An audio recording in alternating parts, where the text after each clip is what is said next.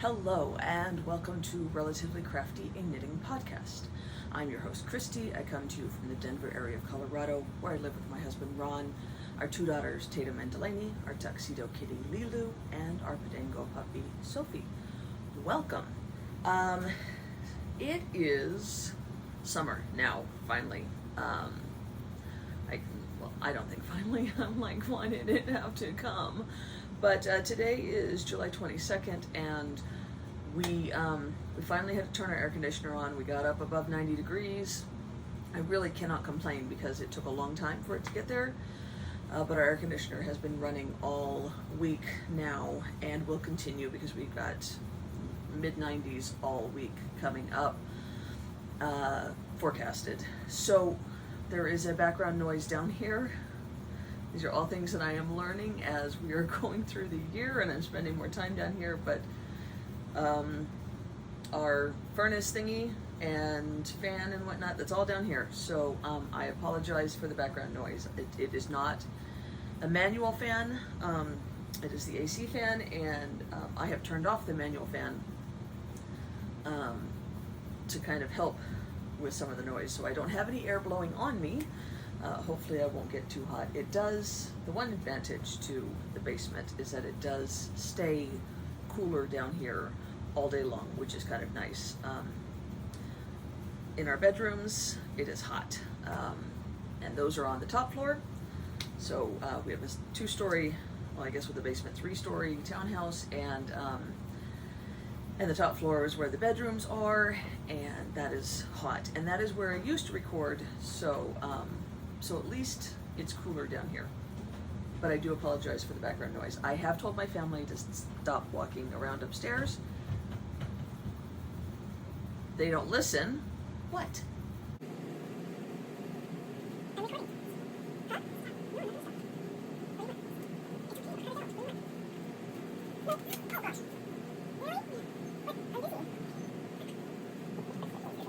So I have lots of things to show you. As you can see, I am seated on a different seat. We took the beanbag out of here. It has always been in my yarn room. It's bright and orange and big, and I loved it for sitting up there and knitting and kind of hanging out, but it really didn't work down here. And so we have moved it up to Tatum's bedroom, and she's kind of doing this whole hippie vibe in her room, and that fits. And we brought this antique,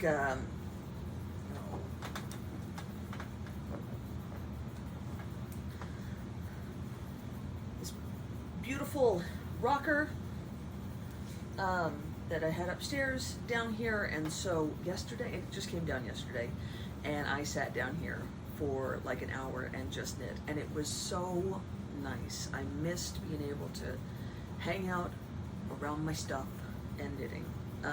And I've brought up this basket cabinet thing that I haven't quite decided what I'm going to do with, but it holds things. And so yeah, now I have a place where I can kind of have my space again, which is kind of nice. And of course I brought down my blanket. It is obviously not time to be using this, but if you're new to the podcast, I knit this in 21, I think. I had been collecting 5-gram minis for, oh gosh, ages, to make a hexapla, I don't know what it was called, a beekeeper's quilt blanket, which was made by knitting little hexapuffs that you filled with polyfill, or mine were hexaflats, I didn't fill them, and then you tied the points together. And I had grand plans to do grand things with it. I ended up making about 300 hexies, and unfortunately I talked on my podcast about how this was years ago. I've been podcasting for like 6 years. This was like 3-4 years ago. I talked about how I just didn't want to make any more, and I was just going to put them together and just let it be what it was going to be. And somebody who watched the podcast contacted me and said that she would put them together on commission. I think I had asked if anybody wanted to do it and I would pay them for it. And so she contacted me and said that she would do it, and I sent her everything that I had, and she talked about how she might crochet an edge to make it bigger, and I was all excited about it, and then she disappeared, unfortunately. So I'm not so upset about losing out on the money, because she didn't really charge me much at all. It was really, it was not, the amount of money that she asked for was not worth the amount of work that I think that she was going to have to put in. But I am sad that I missed out on, I lost my yarn. I lost the hexies that I had made. So I never have those again, and that's kind of a bummer. Oh well, anyway, so all that to say, I had collected a bunch of 5 gram minis that were no good for much of anything else, and I had held on to them for so many years, like a decade, and I decided that I was gonna just do something with them. So I lined them up in rainbow order, and I balled them up, I think, yes, I held it double, so it's fingering weight held double, and I just, they were caked up in rainbow order. I used magic knots, which I won't ever do again. I so many of them have come undone, and I hate that. But yeah, I just cast on so many, I don't even remember how many, a couple hundred, and held them double and just knit through the rainbow. And this is what I came up with. It's a beautiful, like lap blanket, and it's big and it's warm and it's snuggly and I love it. But like I said, a lot of the knots have come undone. I don't know if you can see. There's one that's come undone, and there's a couple others, and I've tried retying some of them. But at this point, I'm like, hey, you know what? It's just a scrap blanket, so it'll be fine. So anyway, I thought, well, I'll bring that down here, and I can put it on the back of the chair, and it can look pretty. And when it starts to get cooler, and I'm hanging down here knitting, I'll have something to cover myself with. Yeah. So, I'm sorry, I digressed. So I'm in a new spot. I'm not in a new spot. I'm in the same spot, but I'm in a new seat, and I am happier down here. So yeah. So let's talk about. I got cat hair on me. Let's talk about the things I finished. I have 2 finished objects. One is a pair of socks for Ron. So if you recall, I started these when I went to Minnesota the first time in June, and I knit like the first full sock in Minnesota or thereabouts, because I was able to knit during some of the training things that I was in, and I just knitted as a tube, and I did an afterthought heel. I did it with a Turkish toe cast on, and then just knit until I decided it was long enough, did the afterthought heel, and then weighed the yarn, and I had like 52 grams left, which was a little bit of a surprise, because I don't normally knit a whole 100 grams, even for socks for Ron. But you know, at least I still had enough for the second sock. And then I set it aside, and I did not start it. Didn't start the second sock for the longest time. But then I had to go to something. I don't remember what it was, but it was going to be something where I was going to be sitting, and I needed something very portable, and so I started the second sock finally, and I finished it on my second flight to Minneapolis. So this past last week? Yes, last week I was in Minneapolis again, and finished the second sock on the plane there, and so they are now complete. And Ron can now wear them. He obviously, because summer is here, hand knit socks are not getting worn right now, but but as soon as it starts to cool down, he's going to start wearing them again. He really seems to like them now, and that makes me feel happy. So so I need to knit him some more. I make his out of the workhorse yarns like Opal and Regia, and that is what this is. Opal. I don't know what I did with the. I thought I had the tag inside the sock, but I don't. But the details on all of my knitting is in Ravelry, in my project pages. I will try really hard this time to link some links in the description box down below. I used to be really, really good at that, but I used to do my stuff on a computer, on a laptop. I used to do all of the editing and everything on a laptop. I'd record it on a real camera, and then I would edit it on my laptop. And then I started recording on an iPad, which is what I record on now, and I edit on the iPad and I upload on the iPad, and it is not as easy on an iPad to do the links.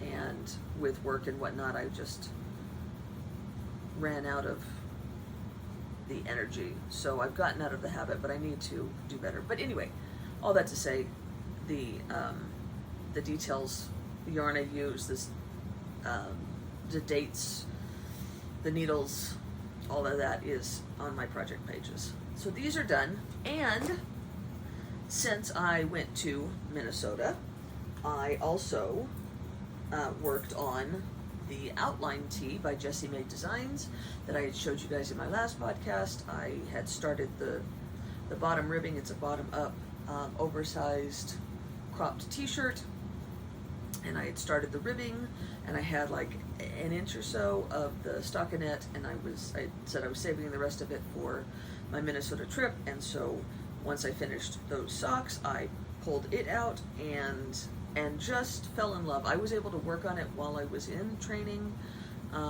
because it was just plain knitting in the round for a long time, and I just enjoyed it so much that I finished it when I got back, and it is all done, and I just love it. Look at how bright and happy it is.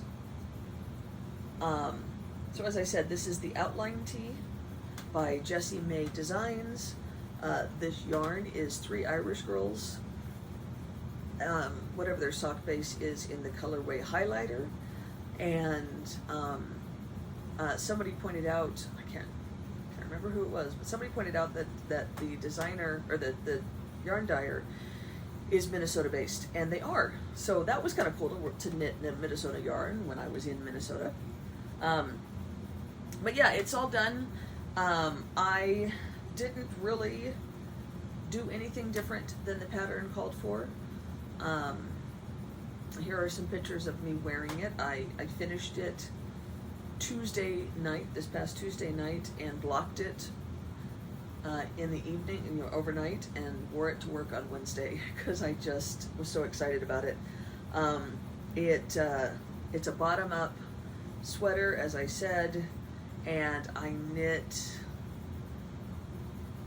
I wanted it to be good and oversized, so I believe I made the 2X, which is supposed to fit a 48 to 50, and it's supposed to have 6 to 12 inches of positive ease, so it's supposed to be like a 60-inch circumference. So as you can see, it is wider than I am, which is great. That's what I wanted. So yeah, I wore it to work on Wednesday. It was super comfortable. I got lots of compliments. I will not be hit by a car at any time. It is so bright and happy. I have some checkered Vans that I'm wearing in the picture, and they go great with it.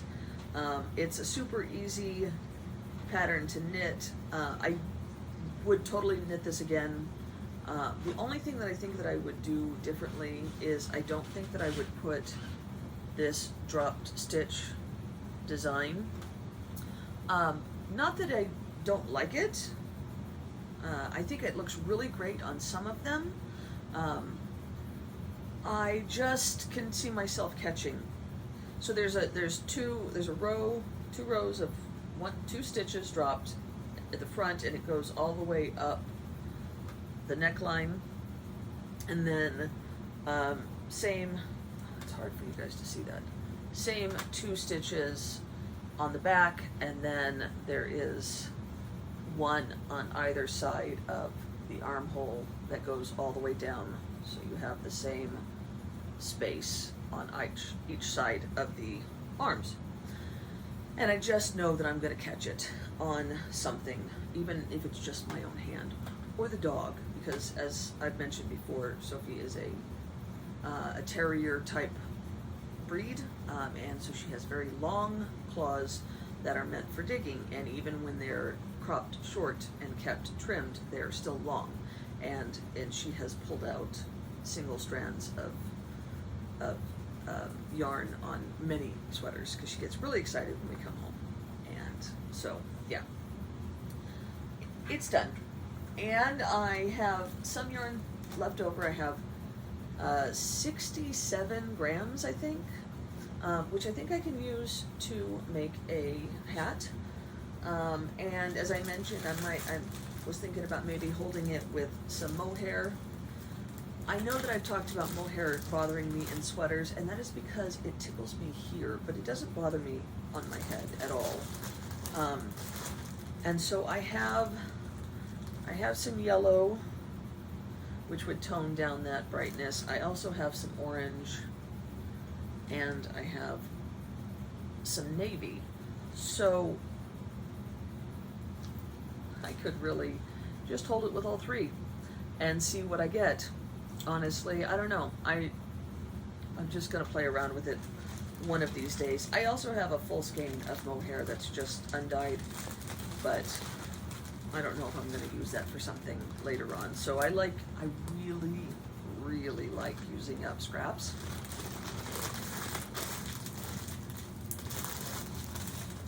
There is just something so satisfying about using up all of a skein of yarn. I really love that. So yeah, so this is done. I really enjoyed it. I definitely would make it again. I do think that her patterns are a little bit pricey. I think they average $8 to $9 each, which you know, I don't have I never have a problem paying a designer for a pattern, but there's several of her patterns that I'd like to make, and I can't really justify paying, and a lot of them are like, you know, the bralettes or tank tops or you know, cropped things that's just buying several of them at $9 a pop is a little bit out of my price range. So I have to be more picky about which ones I buy. But yeah, I really enjoyed it. I definitely think that I will make this again. I think it would look great in a darker color for Delaney. She absolutely would look great in something like that. However, she is definitely going through an anti-hand knit phase right now, and everything needs to be dark, black preferably, and I don't knit with black. There's no fun in knitting with black. So that's all that I have finished, but I do have several things on the needles, or a couple of things on the needles, let me say. So in my Coco Knits bag, I don't normally talk about my bags, but I did just recently get the handles finally for this. I had put these grommets in and had like a strap that I was using for a while because the handles for the bag were $20. And I was like, I don't know, I can justify spending $20 just on some handles. I tried to find something that I could substitute. I suppose that I could have gone and bought just some leather at like Joann's and tied straps myself. I really could have found a cheaper way to do it, but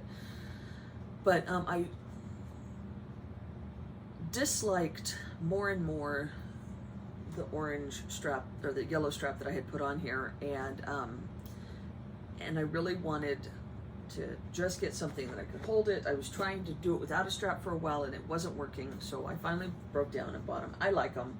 I think they're great. It's perfect. This is a bag that I use a lot because it stays open and it sits like on my like next to my spot on the couch, and it's perfect, and it's great for, you know, multiple skeins, because they all just kind of sit in there, and you can see it all, and it I don't know about you guys, but if something is hidden in a bag, then it's very easy for me to ignore it, but if it's sitting out, then it gives me more, it's like in my, you know, it's one of those out of sight, out of mind things. So if it's sitting there and it's looking at me, then I'm like, oh yeah, you know what, let me pick it up and work on a couple of stitches, and then I will, you know, 4 hours later, I've knit a lot. So this is my potluck tee that I am knitting out of the Halloween half skein kit thing that I bought from Mustache Yarns like 2 years ago. And I showed this to you guys last time, but I had only, I think I'd gotten one round through each of the colors, and now I have gotten quite a bit further. So I have taken the sleeves off, and I actually finished the sleeves. So I knew it was going to be short sleeved. So I basically just finished out the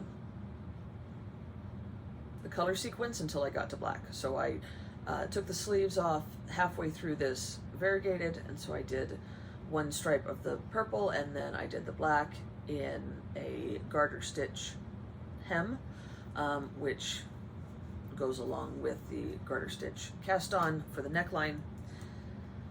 I did both of them, and then I went back to the body, and so now all I have left to do is finish the body until I run out of yarn. So my stripes are eight rows long, except for the black, which is only 4 rows, and I did that partly because I'm not a huge fan of black, and partly because I wanted to finish all of the hems in black, and I wanted to make sure I had enough for that.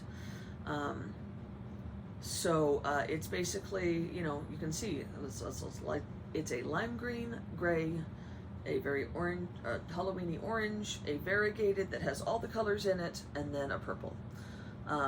And I have 50 grams of each, and I've maybe used, I don't know, 10 grams? Looks like I have about 35 grams of each so far. So I've used 15 to do half of it, and I should have plenty to get it to be a full length top, and then I can wear it as soon as September hits. I think I can get away with it. Okay, maybe I'll wait until after Labor Day, but not much longer than that, because I'm already ready for spooky season. Like, I've been ready for spooky season for like a week. So yeah, I do think that it's going to turn out really good. This is the potluck pullover, I believe, which is meant for stripes. I made a couple of alterations. Like I changed the stripe amount, and it's supposed to have a bunch of positive E's, and I didn't want it to be that oversized, so I'm making like a size smaller to make it fit my body the way I want it to, and you can see that it's exactly right. So yeah, short sleeves, and it'll be something that I can put into rotation once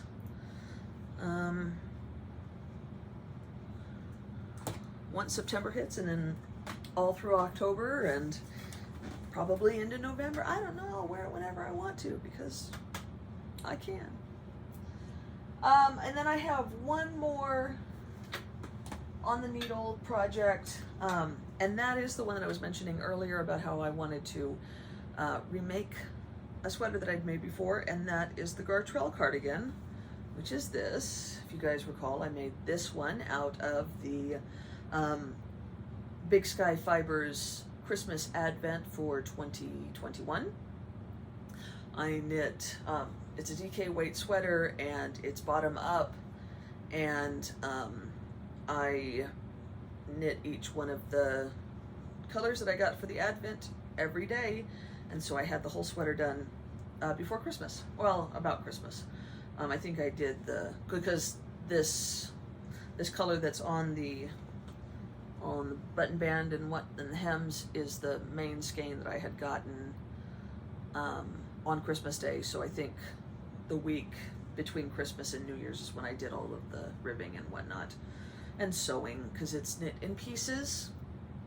I did not knit it completely in pieces. So the sleeves were knit separately and sewn on, but the front, you're supposed to knit 2 fronts and then the back and sew them all together. I knit that all in one piece,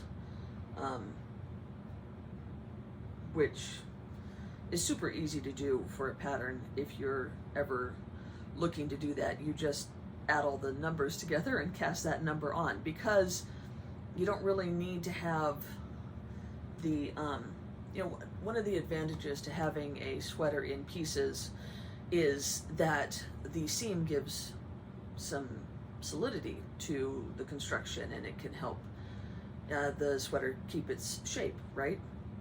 We don't really need that on the side seam. That's not super duper important. So this way I still had the seams for the sleeves and that stuff, and the shoulder, which is where you really need that strength. So yeah, and I also knit the sleeves in the round instead of sewing them up flat from knitting flat, because I also don't see much of a need for that. So since I knit, I know some people are saying, but what about your gauge? Because your gauge knitting in the round can be different than your gauge knitting flat, especially for those of us that knit continental. That's what I do, right? I don't throw, I flick. I hold my yarn in my left hand. Purling can be quite a bit looser, and it is, but I knit backwards instead of purling, which is an easy technique, and you can find tutorials for it all over YouTube, and it makes it so much easier, and it's more pleasant, I think, of a stitch than purling. And so I just knit backwards, which has a just about the same gauge as my knitting forwards, and I don't have to turn the thing around, because you go all the stitches to this needle, and then you just put all the stitches back on this needle. You don't turn it around. So yeah, anyway, that's what I did. So I'm remaking the Gartrell with different yarn. I have very much been into knitting podcasts lately. I've been knitting a lot, feeling so much knitting mojo, and watching knitting podcasts has helped that. It just feeds the fire. And so I've just been basically at this point, because I follow a certain amount of people, but I kind of cut down on the amount of subscriptions that I had for a long time, because I wasn't watching, and so I caught up with everybody that I subscribed to, and was like, I need to watch somebody else. So I've just been letting YouTube give me a new one. Found some ones that I like that I have now subscribed to, but one of them was the Grocery Girls, who I don't watch a lot, mostly because they talk for a long time, and often it's a lot of commercials for things, and I want to see knitting. I've mentioned this before. A lot of podcasters that I want to watch is because I want to see the knitting. And but anyway, I watched the Grocery Girls. It happened to be when Jody, who has started a yarn company, she's dyeing yarn. I don't know when she started that, but it's called Frankie Gray Fibers, and she showed that she was doing gradient sets, and I fell in love with one of them, and I had to buy it. So I bought the coral kit. I don't remember, but it's 5 minis, and these are DK, and they're all wound together here. So, but you can see that the gradient is very well done, and this color, which isn't showing up on the screen as anywhere near as beautiful as it is right here, but that one I absolutely love it. I just absolutely love it. So it came, and I bought a single skein of undyed as well. Like, it came, this was the kit that I bought, and it came, and I was like, I need to make, this needs to be a garment. This needs to be a garment. But I didn't, really trying not to buy a lot of yarn, because I have a lot of yarn, trying to knit from stash. Just couldn't pass this colorway up, but so I was like, I can't justify buying another one, because I'm trying not to buy, trying to be frugal, and not that her prices are very reasonable, but I'm trying to be frugal. So I knew that I wanted to do the gradient with this, and this is undyed, so I just looked for more undyed yarns. And I found the same place that I got that sparkly yarn from my mom for that sweater. I found that they had this same base undyed. So so yeah, AC Wood, yarn undyed by AC Wood, and I got five hanks of it undyed. And it cost me less than one from the dyer, which, dude, I've got no complaints buying them from either place. But I felt like I had been more frugal this way, and I want to say that I totally support hand-dyed yarns and supporting hand-dyed dyers. I think that, yes, you should buy from hand-dyed dyers as often as you can. But this is undyed yarn, and I don't feel like I need to buy undyed yarn from a hand dyer, from an indie dyer. I will pay gobs of money to get this, because I know that I don't know how to make this, and I want to pay for the expertise and the talent that goes into making this. I will pay for that.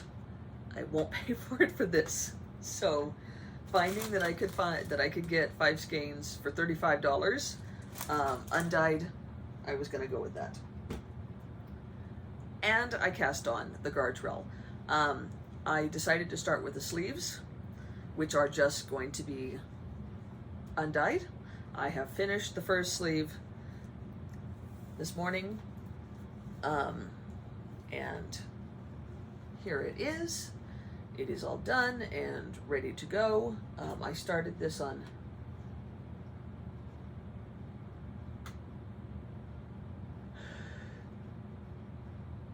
nope, thought I was gonna sneeze. I started this on Thursday evening, Wednesday evening, after I had finished my outline tee and wore it on Wednesday. Needed something new to start on, and so I've got the first sleeve done.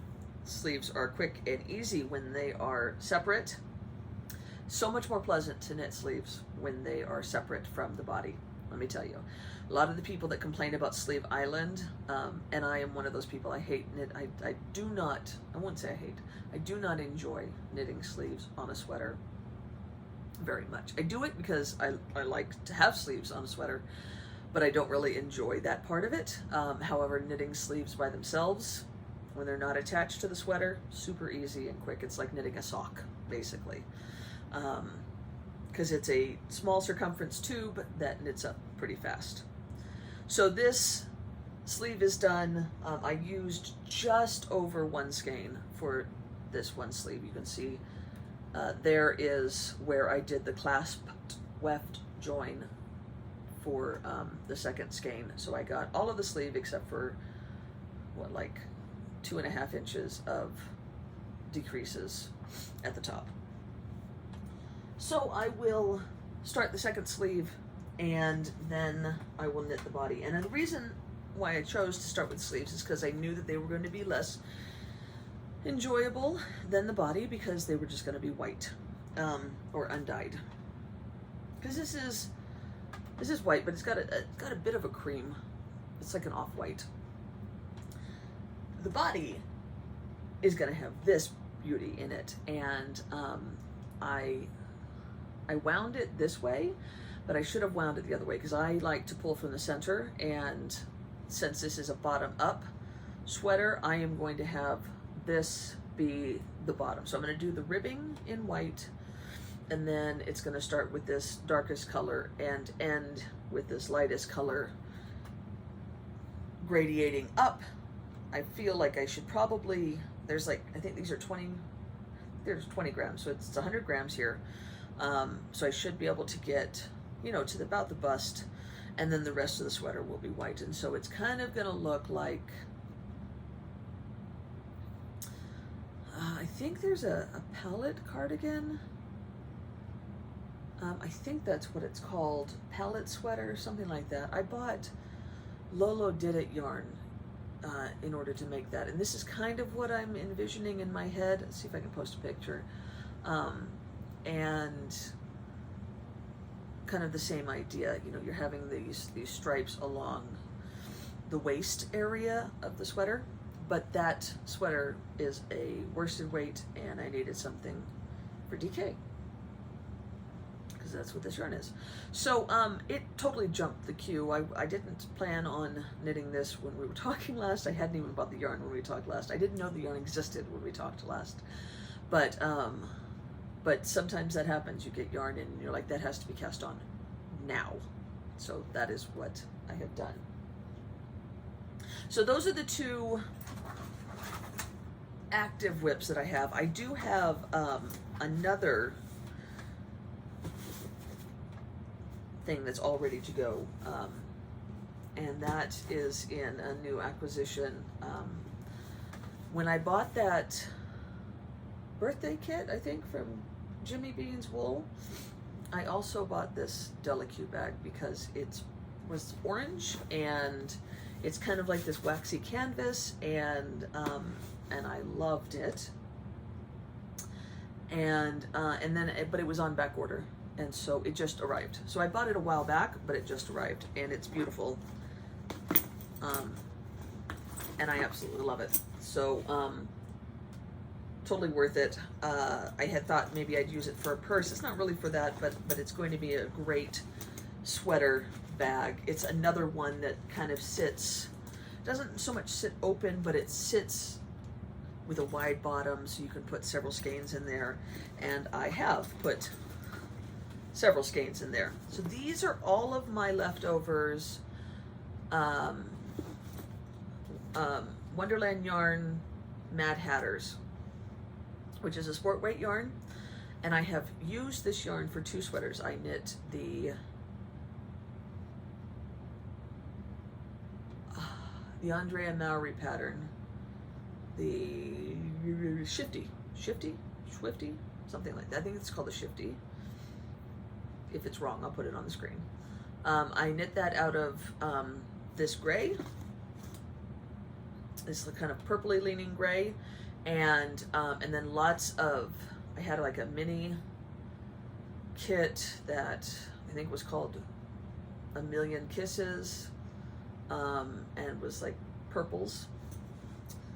And then I also knit the Amy cardigan by Joji Locatelli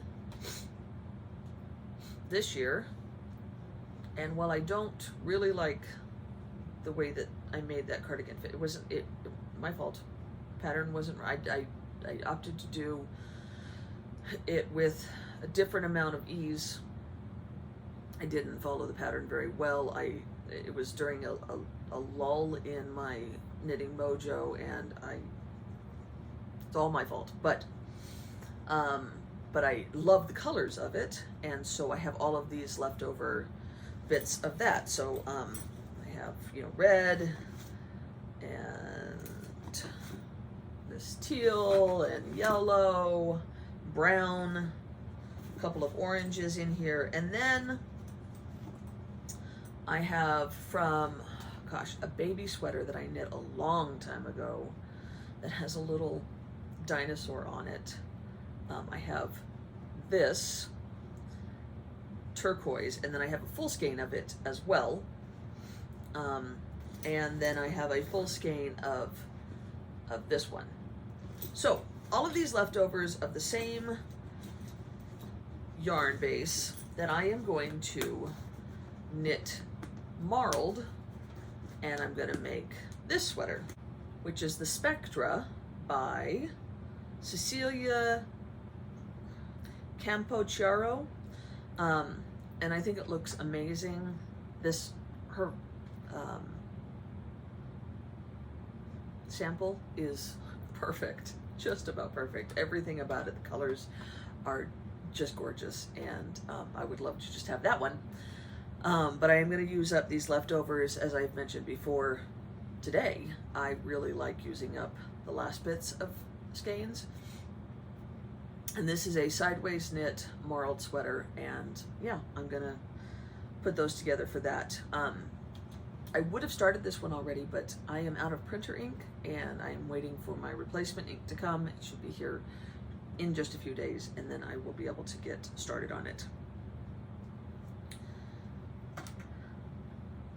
And the other thing that I have made a decision on is this. So you guys might recall, and if you look at my projects, you'll see that this has been a whip for ages. I was going to knit the Fargo, which looks like this, and I knit a sleeve. Look at how pretty that is. So pretty. I was like, oh, I'm just going to tear it out. And I was like, no, I can't. It's such a pretty sleeve. So this yarn is Madeline Tosh Vintage in the Spectrum colorway. And this is like the first full sweater quantity of hand-dyed yarn that I ever bought. And I have been saving it. For so many years I saved it because I couldn't afford another hand-dyed sweater quantity, and so I didn't want to waste it. You know, before I went back to work, before Ron and I went back to school and finished our degrees, and I went back to work, I was a stay-at-home mom, and we were a one-income family and not even a high-income family, and so we were low income, and so money was tight, and there was lots of things that I couldn't afford to buy, and so I worked on commission knitting, trying to earn yarn. I would get paid in yarn, and that's how I got good yarn back then. But I did, like, I think I saved up commission monies and like birthday money. I don't know, I don't remember, but my kids were little, and I bought a sweater quantity of this yarn, and I was like, it needs to be something perfect. And so I thought I had decided what I was going to knit in 2021, and it was going to be the Fargo sweater. And so I knit the first sleeve, and it was beautiful, but then I stopped, and I never, like, I cast on the second sleeve right there, and that was as far as I got, and I was like, what am I gonna do? And it's been sitting forever, and I'd be like, oh, I would love to knit this yarn, and I bought more than I needed. I think I have like 1,800 yards, and I don't really need that much, so I was like, well, let me just use the rest of it, and I'm gonna knit something else. So I was gonna do the Dark and Stormy, which is It's an older pattern, but I've always loved it. It's a cabled cardigan, kind of a cropped cardigan, and I think it'll look great in this yarn. And so I'm going to knit that.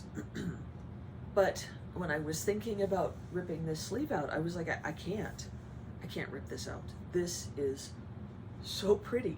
It is so beautiful. And I made sure to alternate skeins on the sleeve. So this is a full sleeve knit in moss stitch, alternated. It has no pulling or flashing. It is so perfect. So I've decided, at least for now, I might change my mind, but I'm going to knit the second sleeve. And then, you know, this is a pattern that's knit in pieces and you put it together. So I'm going to knit the second sleeve out of this yarn. I have the skeins that I started with. And I'm going to use another yarn for the body. Like maybe I'll do the body in a solid that will complement the sleeves, or undyed. I don't know. I haven't decided, but I just can't bring myself to tear out this sleeve. So that is to say, I should be starting the Dark and Stormy before too long. I think it's something that I'm going to try to get done in fall. I have 3 skeins that have not been wound, and I have 3 full skeins that have been wound. So 6 skeins should do me fine to make the Dark and Stormy. And then I still have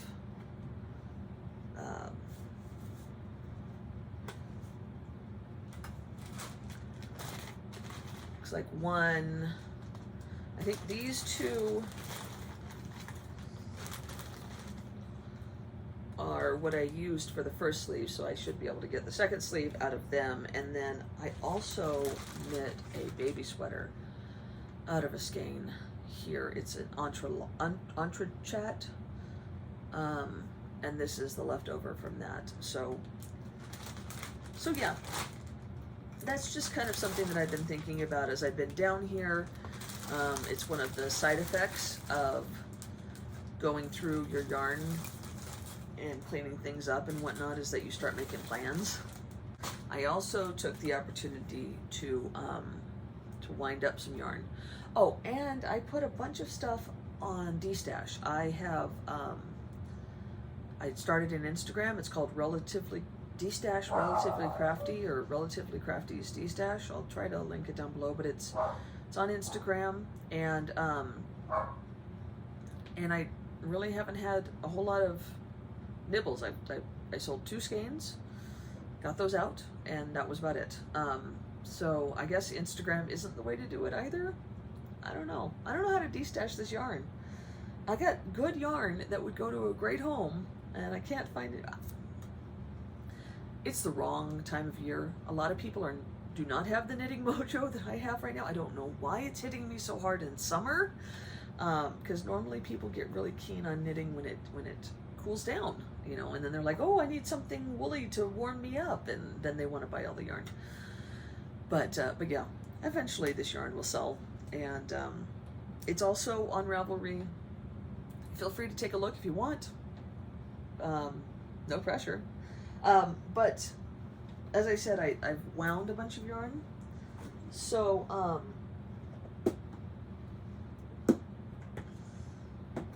I bought I showed you guys this when I opened it. I bought the Advent calendar from Wonderland Fibers last year, and I didn't realize that it was a gradient when I bought it. I fell in love with it when I opened it, and I wound it this past week, and it's so pretty. So I did alter the order a little bit. I'm going to make this into I think it's called the Radvent calendar, Radvent cardigan by Amba O'Brien, and this is gonna look great. But this color was like day 11, and I just kind of shifted them down a little bit. So this is day 1 now, and this is day 24. Because it's a side-to-side sweater again, and the green didn't meld into this color, and so now it's got a nice gradient going on. So that's all ready to go, and I do have a full skein, which is this purple. So this will be my Radvent cardigan, which has got like kind of like bat wings, kind of like the one that I made earlier this year. This one, but this one is DK, and this is fingering weight. So that's ready to go. And then you guys remember I mentioned the Jimmy Beans wool birthday advent calendar thingy that I was totally planning on opening in May for my birthday, and like May 5th, I was like, oh crap, I didn't even do that. And then I was like, well, let me wait. And this week I decided I was just gonna, you know what, I'm just gonna open the whole thing. So I did. And so I have that to show you. It was a whole thing set with the needles, the pattern, all kinds of yarn and goodies, and a project bag. And so I'm not going to, it's meant to be for a shawl. They had there's a pattern for a crocheted shawl and a knitted shawl. And I'm not big into shawls, so I'm not going to make that, but I will make something with it. And here's what it came with it. There's a Delaque project bag. It's one of their maker's bags, which again is that waxed canvas. A nice bag. It doesn't have a closure, which is kind of a bummer, but I think it would be great for sitting next to me on the couch. I like those open bags for that. And it came with lots of little tchotchkes. There were some, let's see. There were 2 tags. That one says handmade with love, then it's leather, painted leather, and then this one is wood. It also says handmade with love. It also came with some cord clips, which I hadn't heard of until recently on the Naughty Knitwits podcast. I guess they keep your stitches from sliding on the cables. So I got 2 of those. They're little flowers. So that's kind of cool. Oops. It came with a pair of scissors. There's a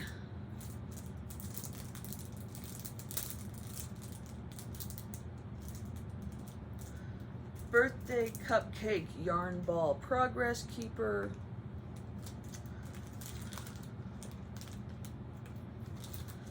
A measuring tape, Jimmy Beans wool measuring tape.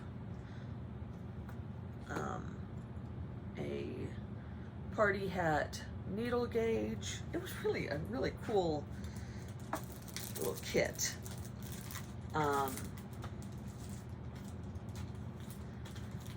A set of stitch markers and progress keepers in all of the zodiacs. I guess they're just progress keepers. So there's, yeah. Here, let me give one that you can see. I don't give much credit to, or put much stock into zodiacs, but I think that's Cancer. So you have the animal and then the sign on the back. each of them has it. And they're all in different colors. You guys can't see that. They're all in different colors. So I'm not really into that, but it's still kind of a cool idea. Maybe I can use it as a giveaway one day. Somebody who is into it. There was some wool wash. There was some darning needles. Oh, here, the patterns were the Adventure Scarf by Amba O'Brien and the Intermission Shawl by Deanne Ramsey. And there's coupon codes to get them. And then it came with the right size needles, Knitter's Pride needles, and crochet hook to make each of those, whether you like to crochet or knit. And then the yarn and beautiful jewel tones. I did pick, I think there were 3 different color groups that you could go with. There was like a purple one, and then there was a earthy, more neutrally one that I didn't really care for, and then there was this one which was like the jewel tones, and they came all wound like this, and they're beautiful. This is the order that I opened them, but I don't know that they have to be in any order.